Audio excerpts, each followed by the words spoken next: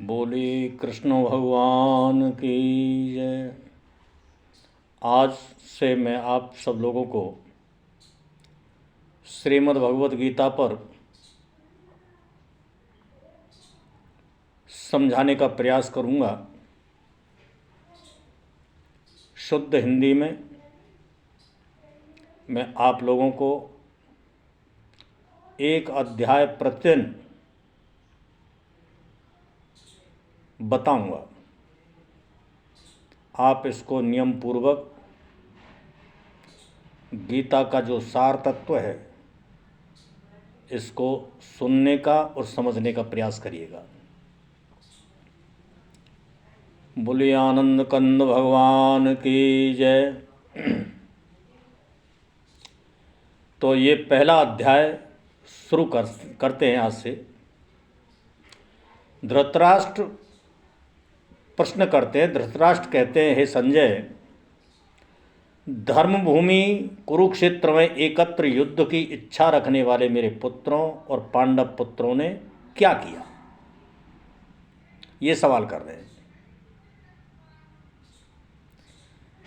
तो वो कहते हैं, महाराज, उस समय राजकुमार दुर्योधन ने पांडवों की सेना देखकर गुरु द्रोणाचार्य के पास जाकर कहा, हे आचार्य, आपके पास मैं इसलिए आया हूं कि आप पांडवों की व्यूहाकार खड़ी इस विशाल सेना का अवलोकन करें, इसको देखें।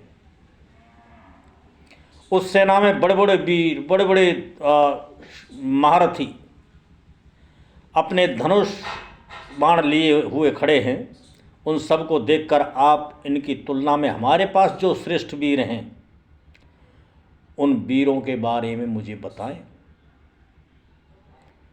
एक तो स्वयं आप और भीष्म पितामह, वीर कर्ण, कृपाचार्य जैसे अनेक वीर हैं। भीष्म पितामह द्वारा रक्षित हमारी यह सेना सब प्रकार से अजेय है। अब आप ही ये सब कुछ देख सकते हैं, इसलिए आप निसंदेह भीष्म पितामह की सब ओर से रक्षा करें।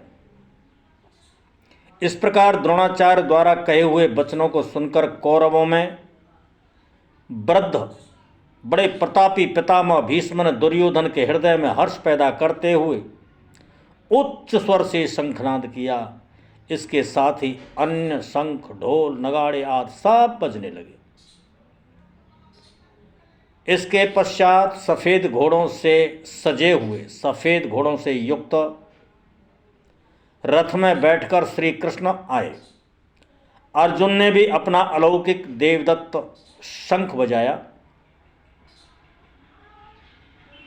श्री कृष्ण ने पांचजन्य नामक शंख, भीमसेन ने भी पौंड्र नामक शंख बजाया। कुंती पुत्र राजा युधिष्ठिर ने अनंत नामक विजयी शंख बजाया। इस तरह से पांडव सेना के सारे वीरों ने बारी बारी से अपने अपने शंख बजाए। इन भयंकर शंखनादों ने आकाश और पृथ्वी को कंपायमान कर दिया, जिससे धृतराष्ट्र पुत्रों का हृदय विदीर्ण हो गया। हे राजन, उसके बाद कपिध्वज अर्जुन ने खड़े हुए धृतराष्ट्र पुत्रों को देखकर धनुष उठाकर ऋषि के श्री कृष्ण से यह कहा, हे अच्युत, मेरे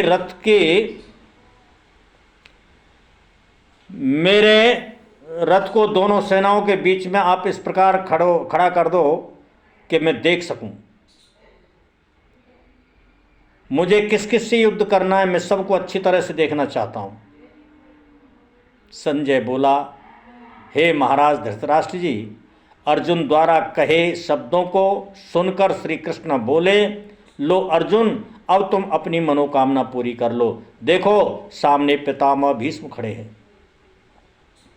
अर्जुन ने युद्ध क्षेत्र के चारों ओर दृष्टि डाली।